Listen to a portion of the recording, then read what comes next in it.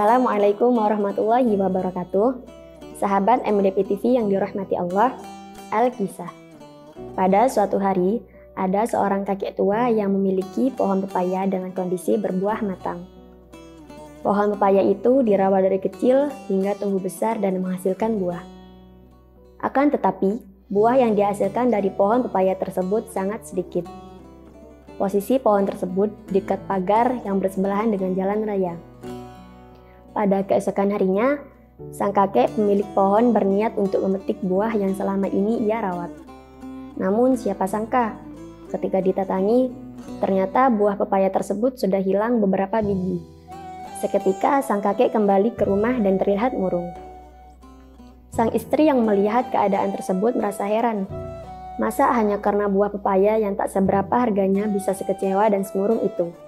Namun, yang difikirkan oleh kakek berbeda dengan yang difikirkan oleh sang istri.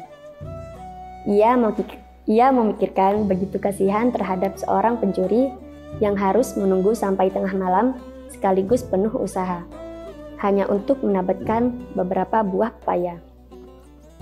Keesokan harinya, si kakek berinisiatif untuk memudahkan aksi sang pencuri dalam memetik buah dengan cara meletakkan sebuah tangka di dekat pohon. Namun siapa sangka, ketika keesokan harinya, buah pepaya yang ada pada pohon masih utuh jumlahnya. Sang kakek mulai berpikir, kenapa si pencuri tidak melakukan pencurian lagi? Sang kakek bersabar dan mencoba menunggu keesokan harinya. Akan tetapi, kejadian yang sama masih kakek alami, di mana buah pepaya masih utuh meskipun sudah diletakkan sebuah tangga di dekatnya.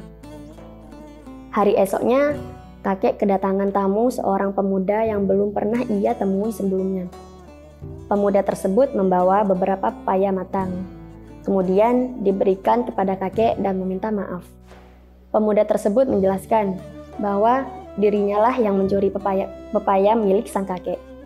Sebenarnya pemuda tersebut masih berniat untuk mencuri pepaya. Namun, karena adanya sebuah tangga di dekat pohon, pemuda tersebut hatinya tergerak dan sadar jika pemilik pepaya tersebut begitu sabar sekaligus baik hati. Sejak saat itu, pemuda tersebut sudah memiliki tekad untuk berubah dan tidak mencuri lagi. Nah, sahabat MDP TV yang dirahmati Allah, pesan moral yang dapat kita teladani dari kisah tersebut adalah sebuah kebaikan, meski sekecil apapun itu, ternyata bisa memberikan dampak positif terhadap kebaikan orang lain. Mungkin orang lain memiliki rasa jahat terhadap kita. Namun, bisa jadi akibat kebaikan yang selama ini kita tabur dimanapun tempatnya akan memberikan buah manis di kemudian hari. Seperti mengubah niat jahat seseorang menjadi perbuatan baik. Allah Subhanahu wa Ta'ala berfirman, "In ahsantum li anfusikum wa in asatum falaha."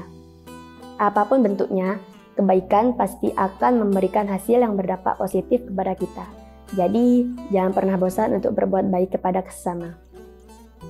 Akhirul kalam, wassalamualaikum warahmatullahi wabarakatuh.